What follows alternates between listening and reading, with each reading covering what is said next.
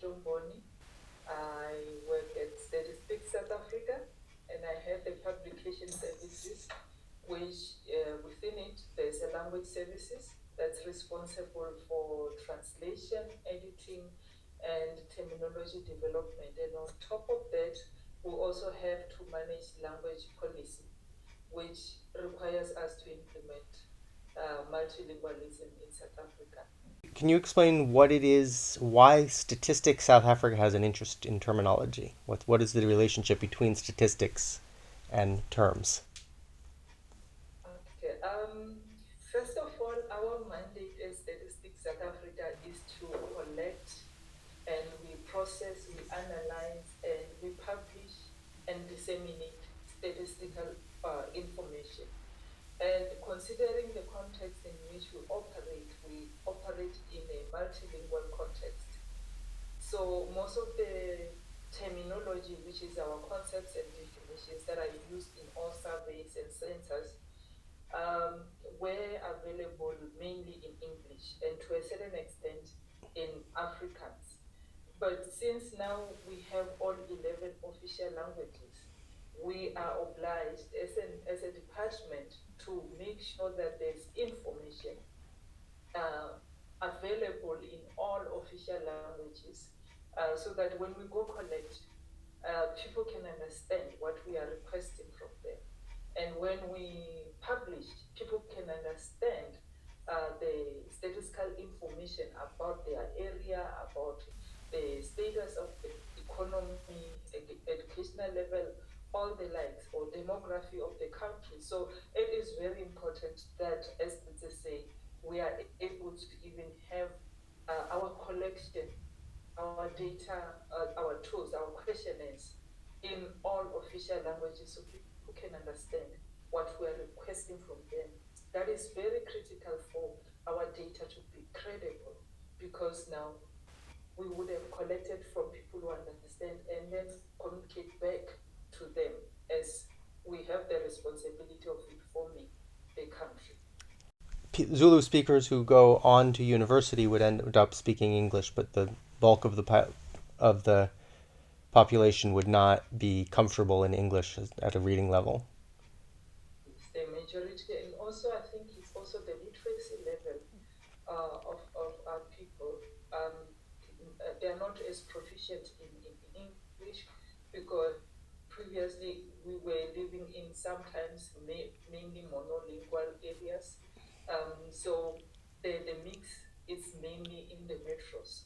So you can imagine when you are communicating in one language, there's a challenge of excluding the majority of the population. Hence, it's very important for us as part of government to also communicate in all the official languages so that everybody is included and they can participate in the development of the country and be informed. What are some of the examples of the types of terminology that you use and that you find are not available to the public otherwise in isiZulu or Xhosa or Tswana or the other languages? So what we found was that most of the concepts and definitions were there in English and to a certain extent in Afrikaans, but then none was available in the African languages. Hence, now the need to provide equivalence. What we have terms from or concepts from agriculture, we have terms from construction, mining, demography, education, health, labor, manufacturing, national accounts, prices, and public finance, and even census. So just to name a few. So those were the categories of terminology or concepts and definitions that we had that were not available in the African languages. Could you tell me, first of all, what is the process by which you collect these terms for 10 or 9 different languages where there might not be available or might not even exist yet? And then what is the process by which you share them with the public? So in terms of finding equivalence, in the 10 official languages, we had to at least use the collaborative method to develop this terminology. By that I mean we had to establish a steering committee, which of course comprised of, let's just say, the language services and the methodology branch was also involved because they were key to this.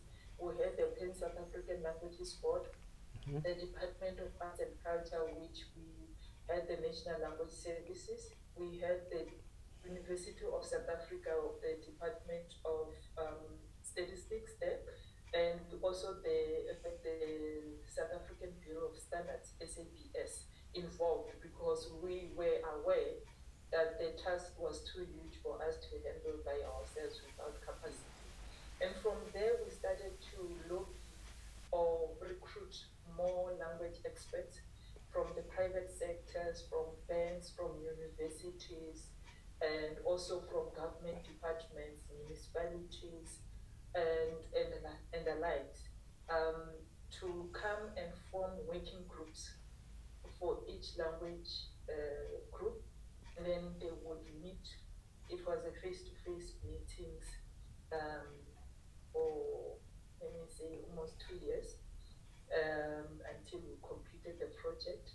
So, which meant that people would be accommodated here maybe for a week or a few days, and they work and they come for another batch of terminology. But we also involved arts and culture in terms of verification, registration of the project, and hence South African Languages Board for the standardization.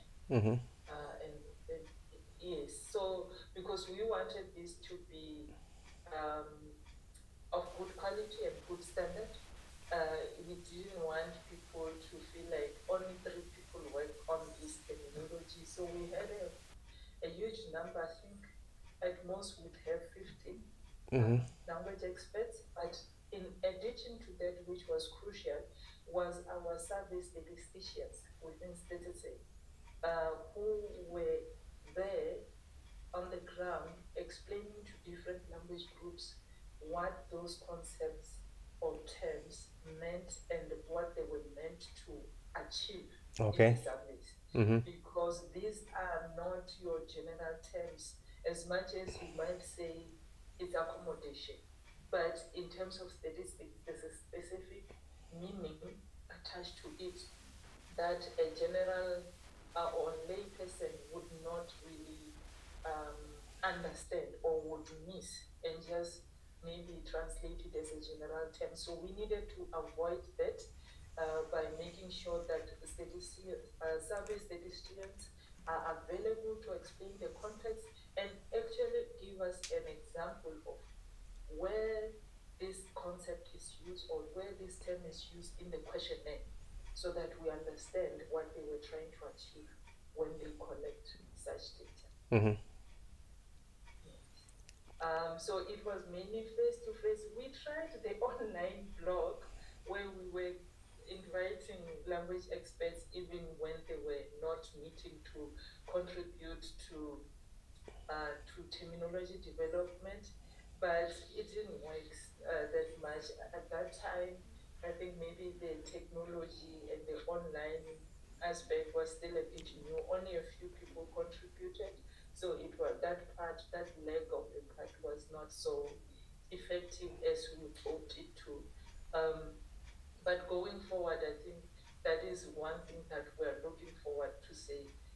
We think that can be a cost-effective way to manage the project if ever we embark on something similar to that, because we would love to have people engage with the concepts and the terms um, without the limit of the geography or the location.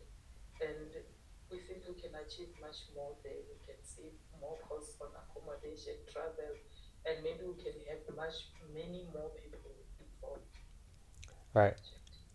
And the technology, in terms of the availability of decent communications equipment, has improved, right, for people. Yes, especially now after the COVID, I think we had the taste of working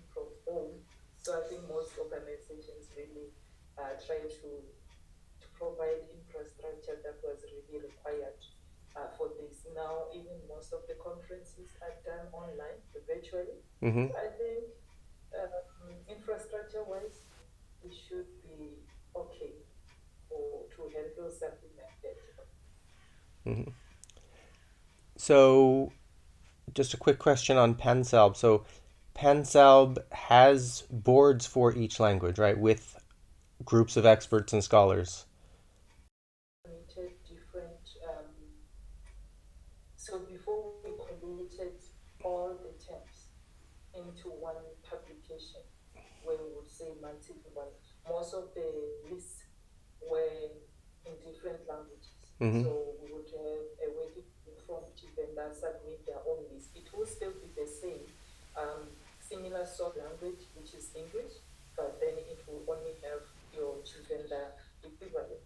So those we submitted all those terminology lists to PenSub and requested them to do the standardization, which they distribute to different national language bodies, which are in the 10 official languages. They do have also for Khoisan and sign language, but in this case, we were doing for the 10 official languages, including Afrikaans.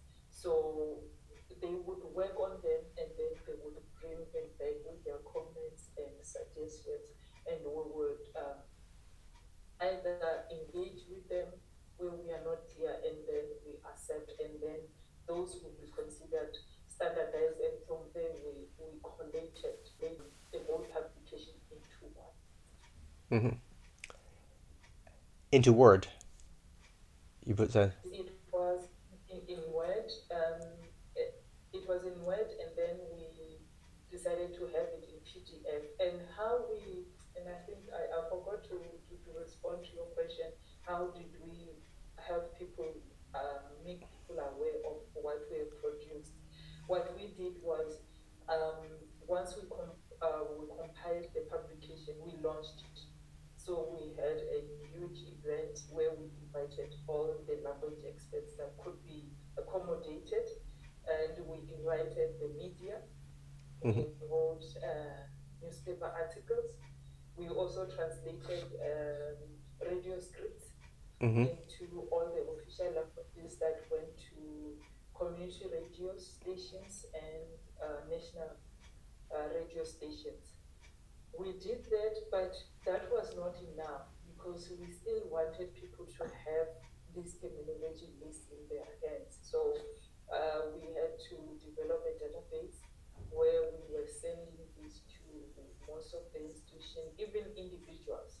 That we were sent, we would send an email to an institution saying, even PenSap would say, who are your language people? And then they will send the list and we will print. Sometimes we'll send them a link and then of the publication.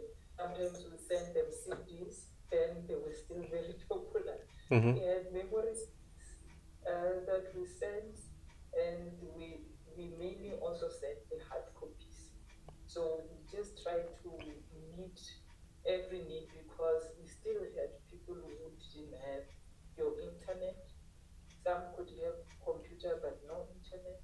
So we made sure that they had, and we sent, by law, Statistic is supposed to send to all the legal deposits, meaning all the libraries in the country. So they do have our hard copies there and even our electronic version, but it's mainly available in PDF. Where we find the challenge is that yes, it's available to those who are aware of our product, but if you were to work, maybe you're struggling to find a term in vendor or national account, you wouldn't just go online and search and it would come through because you are not aware of what is covered in the publication. You're not aware what is available. Um, so for us as say, we would really want to increase the access to our terminology because the main issue is that we want to remove the burden of a lack of terminology from translators when they translate our work, our questionnaires, our publicity materials, or whenever they use statistical terminology. But if they cannot access that, it becomes a problem. And therefore, as much as we have tried, I'm sure we've missed a lot of language experts who have come after the launch and 2013. So there might be a lot of people who are struggling to find this terminology, and yet it's available. So if we could find a way that we could assist us for to improve access and sharing of the terminology that we have in all official language, that would be wonderful. So, one more question on this. Um, Generally, so the terminology, the way it's available right now, is from English to the other languages, right? If you know the English term, that's how it's sorted. Yes. But there would be no way. For I'm looking right now at the list that you sent me. So it's a 439-page PDF, which is too much to put on a mobile phone, I think. Um, Yes. but so I'm looking up. There's, for example, the term cash crop. Mm. I could go and I could look, find cash crop here, and then I would find that in Setswana, that's Dijwalo Tekiso. Mm-hmm. But I wouldn't, there's no way to really look up other than just doing a search on the PDF. If I searched for Dijwala Tekiso, then I would come to this section, but there's no easy way to type in, okay, what is Dijwala Tekiso, or what is cash crop? What is cash crop in Siswati, Chivenda, right? So right now it's just this kind of these bricks of text that people have access to if they are able to go through the And PDF. that's if they know what is, they might know the categories that are covered there, maybe by checking on the table of contents, but they might not know what are the concepts or terms under in that category. So if we were to have something like an OBP, like what ISO uses, so I could just quickly go on OBP and type whatever term or concept that I want, it will just come up. I might just choose French or whichever language ISO used. I think that would be brilliant, Mm-hmm. because then you don't have to have a publication for you to search, but it's available, Mm-hmm. wherever I am. So I would not be limited um, by the location or the publication whether I have it. It would be online Mm-hmm. accessible. So one other question. So I'm looking at again cash crop, and I see that there's an English definition: crop grown for sale rather than for consumption on the farm. Now you don't have definitions in the other languages, right? So you have to know enough English to know the definition at this point. And I think maybe that is the next, like, in terms of, terminology development, the definitions I find them to be quite useful. And yet people are just getting the equivalent maybe without understanding what is the context. And if we were to go a step further to provide even the definitions in the African languages, I think it would work so much better, because you could even have, for schools, you could even have bilingual dictionaries if you wanted. You could develop it beyond just the terminology list and label speech, type, and all that. But I think just the definitions themselves, they would serve a much better purpose than we are, the terms are at the moment. Okay. I think it would be also important to get to know you and who you are in the project that you represent, Kamusi. Maybe just what that does, and then I will also have follow-up questions on that one. Right. Good questions. So I'm Martin Benjamin, and I run Kamusi. Kamusi is the Swahili word for dictionary, and we originally started out working with Swahili. And then we started adding other languages and developed a model for working with multiple languages, all coming to the same working within an overarching database or data matrix that became kind of unique among what you can do with linguistic data for across languages. At one point, we began working with what was called the African Network for Localization on developing terminologies for information technology for a large number of African languages across the continent. Um, and we ended up succeeding for, I think, about 12 languages, including a couple of languages in South Africa and Swahili, and some languages in West Africa, Yoruba. Um, and but we also learned a lot about terminology in the process of creating this ICT terminologies. And one of the things we learned is that a lot of the words that one would want in order to be able to do specialized work in African languages, a lot of the words don't exist in the wild. And you can't just say, okay, you can't just have a few people say, okay, these are the words, we're just going to decide these are the words going forward. Because they can come up with great terms, but nobody's going to know what they are.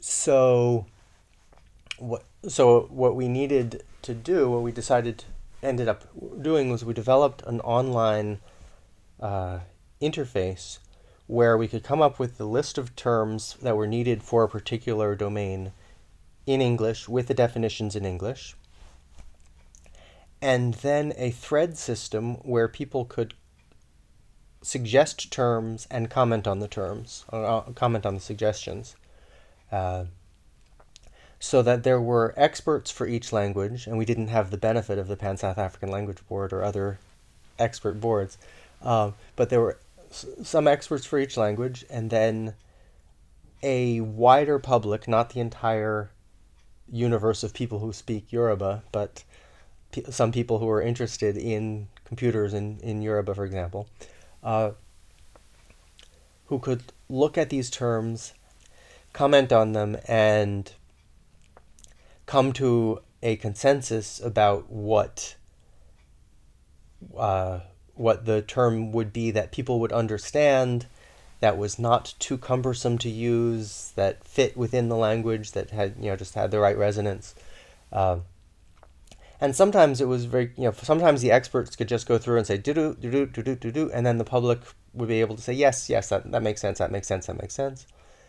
And sometimes the experts were stumped. So there was an example in Swahili where there's the computer term cache, meaning a place where you put your data for a period of time, and then the computer knows where it is, goes and looks for it. And nobody could get it, and nobody could get it. What would this be in Swahili?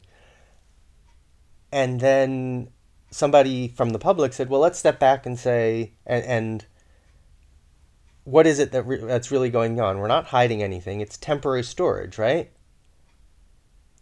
And it took about 10 seconds from that person saying it's temporary storage to getting the right Swahili term, and done, problem solved, on to the next one. We found, though, we certainly didn't want this to be a democracy, right? It wasn't that if there were 20 people involved, if there were 11 who liked one term and 9 who liked another term, therefore it should be that term. In the end, it still came back to the experts making an informed decision based on the input from the public, but not ruled by the input from the public. The experts might have other reasons. It might be that this term that the public liked was also used somewhere else in the vocabulary, so there would be confusion. Or it might be in this particular case that there was, because it was computer terms, that needed to take a certain amount of small space on a label. And if you had a sentence this long, you weren't going to be able to use it in that context. Like something like submit. You can't have put it in the computer and let it go. You just have to have something that fits in that little box that says submit. So that's on the input side what we were able to do. And then on the output side, what we're able to do is because this is all online, once something gets approved, it becomes available for search from language A to language B, from language B to language A, and also from language B to language C. So if you had something in Zulu and something in Venda, you would be able to search from one to the other back and forth without having to use the English in the middle. That kind of disappears once you have the same idea because it's the important thing is the idea, not the English term in the middle in many cases. Um, which I think would be, if I'm thinking in terms of if you had an agricultural extension worker who was trained from, but they had one language background and then they were working with people, farmers who spoke a different language, you would be able to have direct clarity as to that they're both speaking about the same thing without having to go back and try to figure out what was that in the original English context where the term bubbled in. Um, oh, and then one other thing that we were able to do using the online system is develop definitions in the local language, right? Because you can see the English definition and then somebody can translate it and then other people can comment on the translation. Does that translation make sense, or is there a way to make it tighter, make it more cogent, more to the point in the language, the way people would understand it? So subsequently, we've been able to develop mobile telephone I apps. think those who are working, language experts, to a point, I wouldn't see a problem. Mm-hmm. I think most of us really, the government tried to move most of us to work from home at that time of high lockdown time Mm-hmm. period. So most, I think I would say even 99% would have the infrastructure that could be useful Mm-hmm. for the online engagement.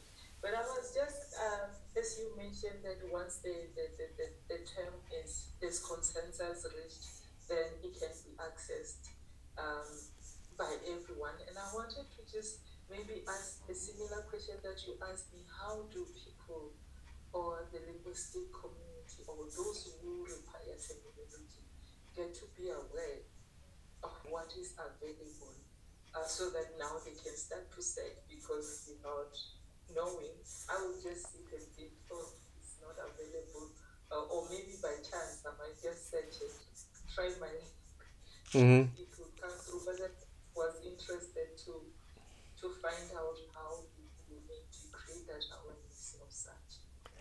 It's a great question. And it's one that we are constantly trying to uh, adjust to. One would hope that we get picked up by the search engines, by Google and Bing and the other search engines. Um, the problem is that if we expose the data too much, then we find that we're constantly getting crawled by search engines, and then we can't serve the data to anybody else because it's just because if you end up with if you have millions of terms, then you're constantly getting hit by the search engines to try to index what you have.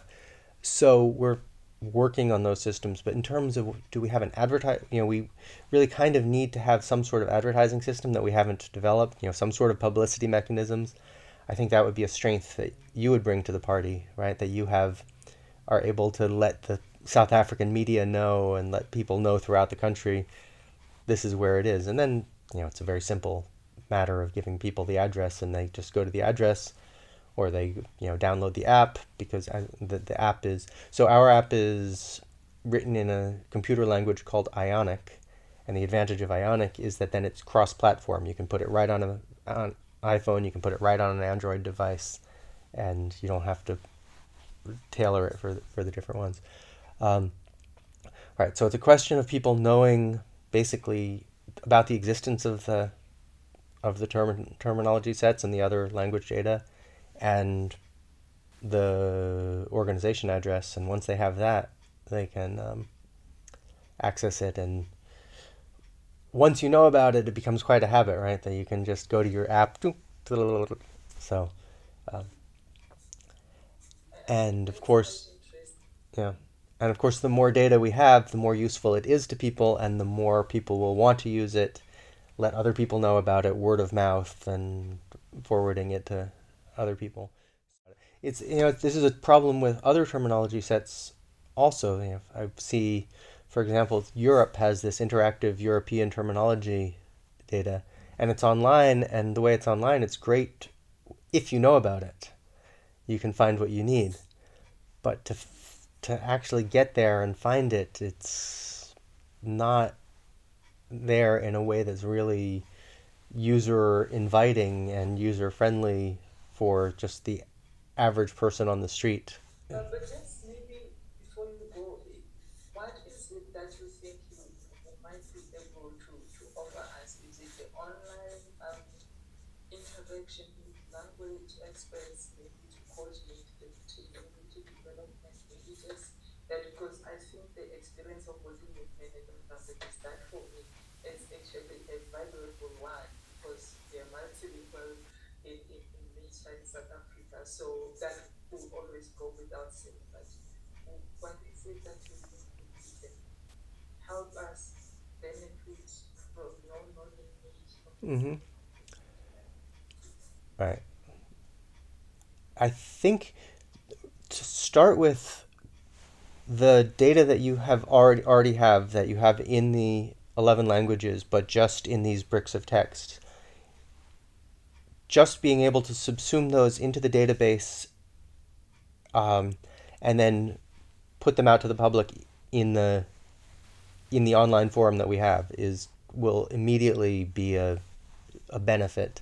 Whether how well we're able to let people know about it. The more we can let people know about it, the more useful what you already have can be. Sort of that can be done very quickly from the Excel files into the Cam4D database and out to the world. Um, I think the longer term benefit is for continued terminology development, being able to say, okay, now we have, if we have can put this system together that works for people to collaborate, to be able to work online. So even if you're all sitting together in Pretoria, and you've gotten people from different parts of the country, and you're sitting in the same room, going to an online database instead of going to a Word file and trying to do all that in Word or in Excel, it becomes a much easier process flow for everybody to do. And then to be able to go uh, from the work mode to the dissemination mode again, or even to go, from a you can do it in stages, right? If you can come up with a term but not yet have a definition in the local language, but you can still publish the term and work on the definition later. And when that definition is ready, then that gets added, effortlessly with the approval of the lead of the language lead. Um, so really, it's about workflow. It's about dissemination. It's about being able to, if you then decide you want to add in another 1,000 terms, you just put those into the system on the source side and work on putting them out to on developing them for the other languages. It means you don't need to wait if you've finished in isiZulu, but you haven't finished in Chivenda. You don't have to wait for Venda to come along before you can publish. You can say, okay, well, you know, I know how these things work. Venda could be 3 years later. You don't want to sit on these things for 3 years for what you already have, waiting for that last straggler language to come along, for the committees and the whatever. So you can do 5 languages today and let the others come in if you wish. So does that answer your question? Do you have more questions? Yeah, it does. It's just that I was just thinking, you said Kamusi means dictionary in Kiswahili. Mm-hmm. Swahili right? And And I was thinking, how was the shift from working with the dictionaries now to terminology? Was there a major shift, or was this now the translation of definition? Is this the influence of the working with dictionary in terminology development? mhm. It's a really good question, um, because in many ways the processes, lexicography and terminography are the same, are similar processes, but in some ways they're quite different. Because lexicography is about going out and finding the words, the terms that are used, the words that are used in a language, and documenting them. Whereas terminography is about coming up with precise terms that have precise meanings, even if they don't already exist in the language, and doing it in a way that works for the speakers of that language. Um, if you've got, for example, in aviation, you know, you can't have people just kind of making up terms for something that's going to be an airplane part. Everybody needs to know this is the part and this is what that part does. Um, standardization basically. So you've got conceptual standardization in terms, and then you need to then have those fit for the languages. So it was a learning process for me because I didn't come from a terminology training background. It was a learning process of what really is a term, and how do we come up with the right terms, and how do that that have those that then take on those meanings and convey those meanings to the speakers of a language. Going forward, because in my head I was just thinking, what do I do with those definitions in those official languages? Now, my head is like, maybe there's room for that project. Mm-hmm. Maybe there's room to look with methodology and standards and say, with the new surveys, because we had some too few surveys for COVID, Mm-hmm. what concepts can't we start working on this, and then maybe we have a leg for definitions, previous terminology, terms definitions, and then going forward, we work with terms and definition together and not have a two-legged kind of a process. So you have given me food for thought Mm-hmm. in terms of the way forward or what to do in the meantime, because it's a continuous thing, as you say. You never say we are done. I'm really grateful for what you have shared with me, because at least it helps me realize that there's more work to be done. In my head, I was just thinking that there could be maybe another leg to look at the definitions of the terms that we have already developed in the official languages. Maybe that's another sub project. But with the new concepts that have been developed with the new surveys, new COVID surveys, COVID 19 surveys, those concepts might need to have equivalent. And therefore, that is where maybe other new projects could take shape. Mm-hmm. And with what you have shared in what you do, you have actually continued to inspire me to say the work is still a huge work to be done. And there's still more terms to be provided in the official languages so that people can access information and people can still be informed to making proper decisions about their environment, about their communities. And yes, I really want to thank you because I feel like this, as much as it was information sharing, but it was also inspirational for me to say, let the work continue.